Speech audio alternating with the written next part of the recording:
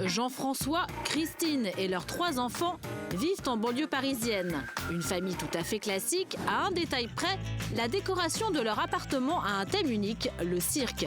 Ici, c'est un vrai musée. Donc là, c'est un peu mon armoire magique. Dans l'appartement familial, le moindre objet est à la gloire du cirque, jusqu'à la table de la salle à manger. Vous voyez notre table, c'est le tapis de piste qu'il y a sous le chapiteau. On mange sur la piste, voilà. Je garde aussi, tous les ans, les petites boîtes de pop-corn, qui ont toutes déjà servi, mais bon... Tous ces bibelots, Jean-François y tient comme à la prunelle de ses yeux. Personne n'a le droit d'y toucher, même quand Christine décide de faire la poussière, ça l'agace. Arrête avec ça, parce que tu sais que tu vas me les casser. Tu vas Je vais m'enlever pas les les cordages. casser, écoute, regarde, c'est bien ça, c'est un plumeau. Je vais te faire voir. Oh, Avec ça, avec un gros pinceau, c'est comme ça qu'on fait la poussière. C'est comme ça qu'on les nettoie. Voilà, pour enlever toute la poussière. Je me mets en colère parce que ça me prend de la place et puis moi je peux pas, pour faire mon propre ménage à moi, c'est pas évident.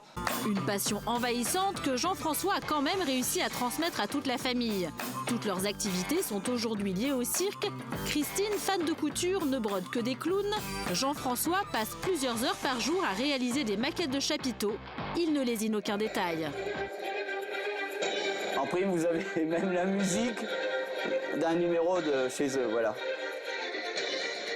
Les enfants aussi ont attrapé le virus. Quand Chanel, la cadette, regarde un DVD, c'est un spectacle de cirque. Quand son frère Jonathan est à l'ordinateur, c'est pour regarder des images de cirque. Quant à Jessica, l'aînée, passionnée d'équitation, elle ne jure que par les chevaux de cirque. C'est le rêve pour les enfants, pour les grands. C'est magique. Et même moi qui regarde plusieurs fois les numéros, on s'en lasse jamais.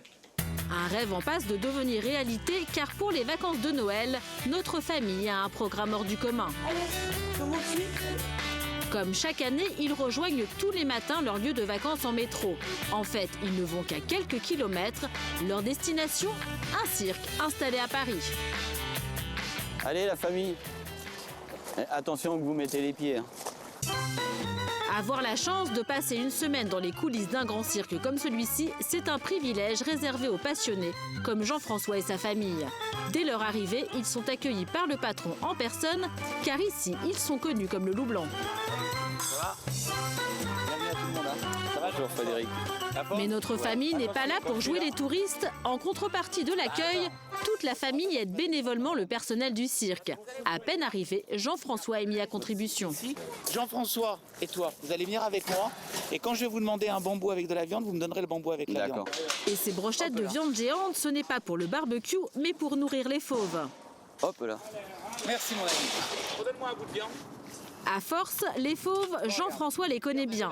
Il les appelle même par leur prénom. Au milieu, c'est Sandra. En haut, il y a Starkey, il y a Clarence. Je connais à force tous les prénoms des fauves. Jean-François est aux anges. Pour lui, des vacances au cirque, c'est mieux que n'importe quelle destination paradisiaque. Et automatiquement, il vient parce que c'est une passion et parce que c'est ce qu'il aime. Plutôt que d'aller partir en vacances à Tahiti ou je ne sais où, vous voyez, dans les îles, Voilà, il préfère venir au cirque Pinder parce qu'il sait ici qu'il va y retrouver tout ce qu'il a envie de voir et puis surtout tout ce qu'il aime. Mais Jean-François n'est pas le seul à mettre la main à la pâte. Toute la famille a été réquisitionnée. Chanel va donner à manger aux éléphants grâce au conseil de Frédéric. Regarde, tu prends un truc comme ça et tu lui donnes ici. Ça fait bizarre parce que j'ai jamais fait auparavant. Et c'est la première fois que je le fais. Donne-lui encore, Chanel, regarde. Une première fois concluante, Chanel s'en sort comme un chef. À quelques mètres de là, son frère Jonathan est lui aussi de corvée de bananes, mais pour les chameaux cette fois-ci. Fais attention à tes doigts, Jonathan, quand même. Hein. Ça a des grandes dents. Hein. Ça fait plaisir, c'est mignon. On va sortir le petit Joshua, puis on va le brosse, préparer pour le spectacle. Jessica, l'aînée, ne chôme pas non plus. Notre passionnée d'équitation va préparer les chevaux pour le spectacle de ce soir. Brossage, nettoyage, elle s'y prend comme une vraie pro. Elle est parfaite, hein. Moi je l'engage tout de suite.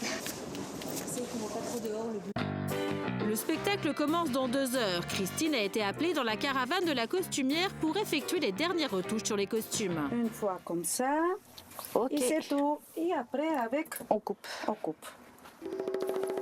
Christine doit maintenant repasser la chemise d'un artiste du cirque. La petite main de la famille est sur un nuage. Pour moi, c'est un rêve. C'est un rêve et c'est un rêve que je viens de réaliser. Plus que quelques minutes avant le début du spectacle, Jean-François a changé de poste. Bonjour madame. Il vérifie désormais les billets à l'entrée du chapiteau. Bonjour monsieur. Merci. Allez. C'est pas les vacances, ça.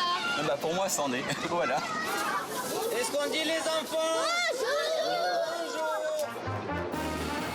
Jonathan aussi s'est vu confier une nouvelle mission, s'occuper des lumières pendant le spectacle. Pour lui, c'est mieux qu'une soirée avec ses copains. J'aime bien tout ce qui est son, lumière. J'aime bien. Le reste de la famille va pouvoir profiter pleinement du show. Pendant 1h30, tous les animaux chouchoutés pendant la journée font leur numéro.